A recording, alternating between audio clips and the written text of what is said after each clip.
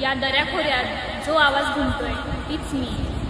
सांगबोला मंडळी, मी कौस्तुभ आणि तीर्थाटनच्या जागर आदिशक्तीचा या विशेष मालिकेतील शेवटच्या आणि 10व्या भागामध्ये तुमच्या सगळ्यांचं स्वागत आहे.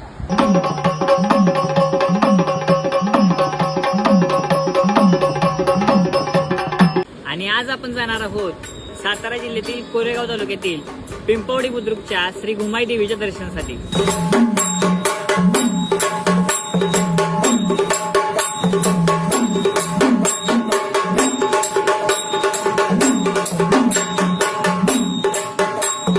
या डोंगरामध्ये कुठेतरी लग्नाचं वराड हे लुप्त झालं आणि त्यातीलच दैवी अवतार असलेल्या 2 सुवासिनी या घोड्यावरती स्वार झाल्या आणि या ठिकाणी येऊन त्या देखील लुप्त झाल्या. पण या दोन्ही सुवासिनी वेगवेगळ्या ठिकाणी लुप्त झाल्या. त्यातील एक सुवासिनी या दरीमध्ये कुठेतरी लुप्त झाली आणि तिनं काही दिवसांनी भैरोजी गुरव यांना दृष्टांत दिला की मी या कड्यामध्ये आहे, तू माझं येऊन मंदिर बांध. तेव्हा भैरोजी गुरव यांनी येथे येऊन मंदिर बांधण्याचा प्रयत्न केला. तेव्हा त्यांना स्वयंभू रूपात एक तांदळा सापडला, जिथं एका पाषाणावरती देवीची आकृती ही उमटली होती. त्यांनी या मंदिराचा जीर्णोद्धार केला. पण जीर्णोद्धार करते वेळी त्यांनी या देवीला प्रश्न विचारला, तू नक्की आहे तरी कोण? तेव्हा देवी त्यांना म्हणाली, या दऱ्याखोऱ्यात जो आवाज घुमतोय तीच मी. आणि तेव्हापासून देवी घुमाई या नावाने प्रचलित झाली. या घुमाई देवीच्या आशीर्वादानं फिरंगोजी लेंबे यांना संतान प्राप्ती झाली आणि त्यांचा वंश पाडला.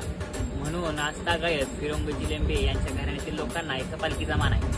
तर देवीच्या आशीर्वादानं साळुंकी घराण्याचा देखील उद्धार झाला आणि त्यामुळे त्यांना देखील नवरात्रीच्या जागराचा इथं मान दिलेला आहे.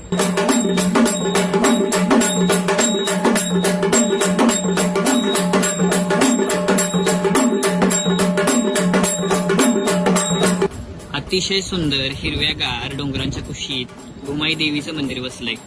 खळखळणारं पाणी, हिरवीगार झाडी आणि त्याच्यामध्ये उठून दिसणारं आई घुमाईचं मंदिर.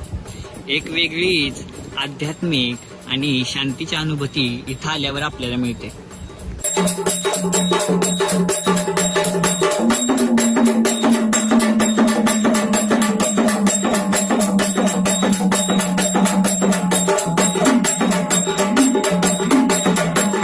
दरवर्षी कोजागिरी पौर्णिमेला देवीचा इथं मोठ्या प्रमाणामध्ये उत्सव भरवला जातो. अशी ही 9 गावांच्या विषयवरती बसलेली घुमाई माता एक जागृत देवस्थान आहे. तुर्तास तरी तेच थांबूया, पुन्हा भेटूया अशी नवीन देवस्थानी. तोपर्यंत घुमाईच्या नावानं चांगलं.